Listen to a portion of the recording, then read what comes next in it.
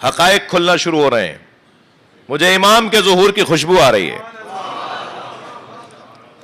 حقائق کھلنا شروع ہو رہے ہیں. آخری زمانے میں اللہ کا وعدہ ہے نا وہ منوائے گا. اس نے منوانا شروع کر دیا. اس نے منوانا شروع کر دیا. چہروں سے نقابیں اتر رہی ہیں جی. پڑھے لکھے جلادوں کے چہرے کھل رہے ہیں جی. پینٹ کوٹ والے ٹائیوں والے ملاؤں کے چہرے کھل رہے ہیں. مائنڈ سیٹ کا مسئلہ تو داڑھیوں والوں کے ساتھ تھا. شدت پسندی کا مسئلہ, دہشت گردی کا مسئلہ تو مذہبی حلیوں والوں کے ساتھ تھا. اب روشن ہو رہا ہے کہ قصہ کچھ اور ہے. ماضی میں بھی انہیں استعمال کیا گیا تھا جن کی داڑیاں بڑی کروائی گئی تھی, اور آج جنہوں نے استعمال کیا تھا وہ سامنے آ گئے کہ ہم نے استعمال کیا تھا. اور اس حقیقت کو کھولنے والا بھی وہی ہے جو علی کے پیچھے چلنے والا ہے. لہذا حق کبھی خواہشات نفسانی کی پیروی نہیں کرتا. حق حق ہے, چاہے اسے قبر کے حوالے کر دیا جائے. میں شہنشاہ حسین نقوی زندہ ہوں, اس پر مجھے شک کرنا چاہیے. اس لیے علی مولا نے کسوٹی دی ہے کہ ضروری نہیں ہے کوئی چلتا پھرتا نظر آئے تو وہ زندہ ہو. علی مولا نے کسوٹی دی ہے کہ جنازے دو طرح کے ہوتے ہیں. کچھ لیٹے ہوئے جنازے ہوتے ہیں, کچھ چلتے پھرتے جنازے ہوتے ہیں. ضروری نہیں ہے جو چل پھر رہا ہو وہ زندہ بھی ہو. اس کسوٹی پر جو مولا علی نے کسوٹی دی ہے اس کی بنیاد پر میں شہنشاہ حسین نقوی زندہ ہوں, اس پر مجھے شک کرنا چاہیے. مگر حسین زندہ ہے یقین ہونا چاہیے. آج ان کی قبر, آج مولا علی کا مزار, آج مولا عباس کا مزار, امام رضا کا مزار, کاظمین سامراء میں اللہ کے خاص ولیوں کے مزار لوگوں کو حیات تقسیم کر رہے ہیں.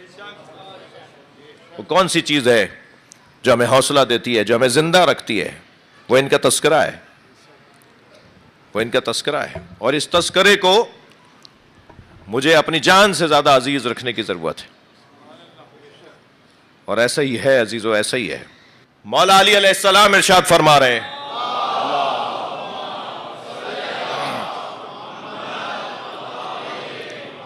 المرء محفوظ تحت لسانہ, انسان اپنی زبان کے نیچے چھپا ہوا ہے. مجھے بتائیے 1400 سال پرانا مولا کا قول کیا آج جدید زمانے کے حساب سے قابل قبول نہیں ہے؟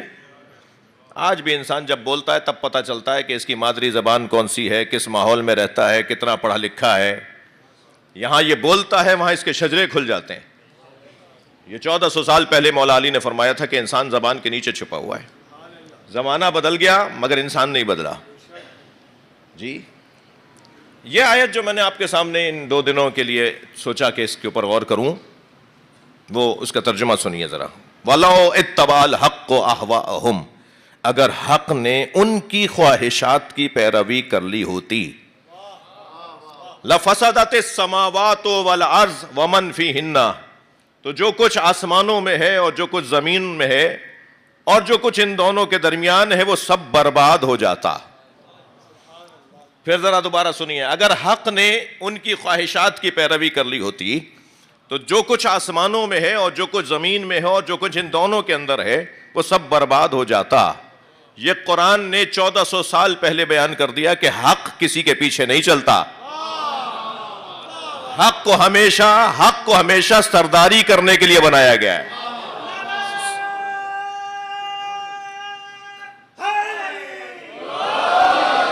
حق کو ہمیشہ امامت کے لیے بنایا گیا ہے. حق کو ہمیشہ سرداری کے لیے بنایا گیا ہے. حق کا کام کسی کے پیچھے چلنا نہیں ہے.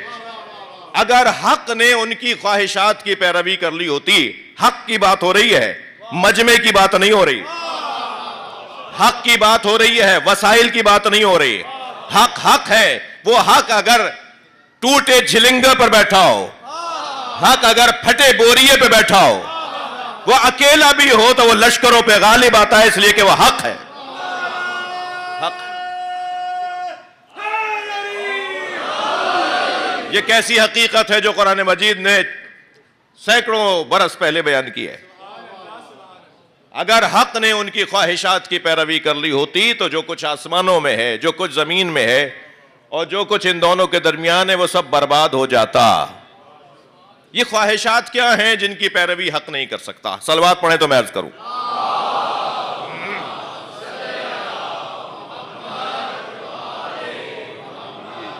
حق خواہشات کی پیروی نہیں کرے گا. کن کی خواہشات؟ اب یہاں پر اللہ نے باطل کا نام نہیں لیا ہے, اللہ نے حق کی شناخت کروائی ہے, مگر حق کے مقابل آنے والوں کو حیثیت ہی نہیں دی. جی ایک بڑی تعداد میں فورسز کے لوگ تشریف فرما ہیں. یہ قاعدہ ہے, نفسیاتی طریقہ ہے, یہ نفسیاتی جو ہے وہ حرب اور جنگ کا اصول ہے کہ دشمن کو اگر اہمیت دو گے تو گویا تم نے تسلیم کر لیا کہ تم کمزور ہو. دشمن کو اہمیت نہ دینا ہی تمہاری کامیابی ہے, اور دشمن کو اہمیت نہ دینا ہی دشمن کی ناکامی ہے. لہذا یہ اللہ نے تو جتنا دشمن کو ذلیل کیا ہے اتنا شاید ہی کسی کو ذلیل کرنا آتا ہو. وَيُرِيدُونَ لِيُطْفِئُوا نُورَ اللَّهِ بِأَفْوَاهِهِمْ وَاللَّهُ مُتِمُّ نُورِهِ. کچھ لوگوں نے ارادہ کیا ہے کہ وہ اللہ کے نور کو اپنی پھونکوں سے بجھائیں, اور اللہ کا نور تو ہمیشہ باقی رہے گا. اللہ نے نور کے دشمن کو پھونکوں سے زیادہ نہیں مانا. اس سے زیادہ ذلت کیا ہوگی؟ بڑی بڑی طاقتوں کو, بڑی بڑی توانائیوں کو اللہ نے پھونک بولا ہے, پھونک. یہ پھونک سے زیادہ نہیں ہے.